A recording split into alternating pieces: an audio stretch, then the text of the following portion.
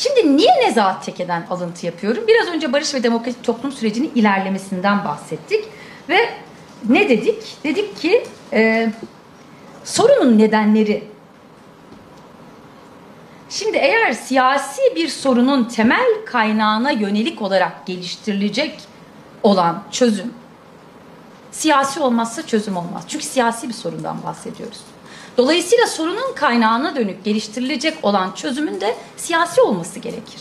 Ve hukuken desteklenmesi gerekir bunun. Şimdi bu komisyonun dün bir olgunluk göstermesini beklerdik. Nasıl bir olgunluk göstermesini beklerdik? Bugün bambaşka bir şey konuşuyor olabilirdik. Ana dilinde konuşmak isteyen Nezahat Teke'ye ana dilinde konuşabileceği olanakları sağlayabilirdi.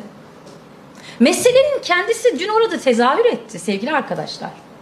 Ana dilinde konuşamamak, Kürtçe konuşamamak komisyonun gündemine dinlemelerle birlikte doğrudan gelmiş oldu.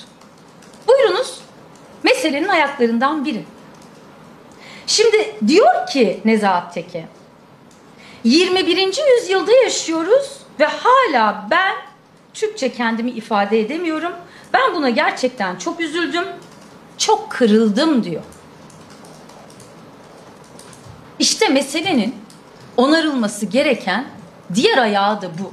Kırılmak, incinmek, örselenmek, yok sayılmak, tanınmamak, kabul edilmemek.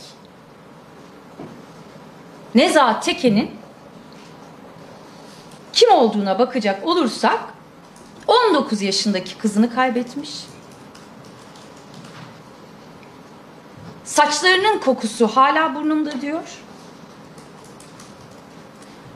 Sayın Öcalan'a yönelik tecride karşı protesto için bedenini ateşe vermiş 19 yaşında genç bir kadından bahsediyoruz. Aynı kadının annesi diyor ki, şimdi bana diyeceksiniz ki barış olsa kızın geri gelecek mi? Elbette kızım geri gelmeyecek. Ancak ben ağladım, başka analar ağlamasın. Çocuklarımızı değil, silahları toprağa gömelim diyor. Ve anneler arasında hiçbir fark gözetmeden kuruyor bu cümleleri. Dün kayıp yakınlarını temsilen aileler de oradaydı. 30 yıldır bir beyaz Toros'un peşinde olduğunu anlatan insanları temsilen de orada bir adalet arayışı, hakikat mücadelesinin kaç yıla yayıldığı anlatılıyor.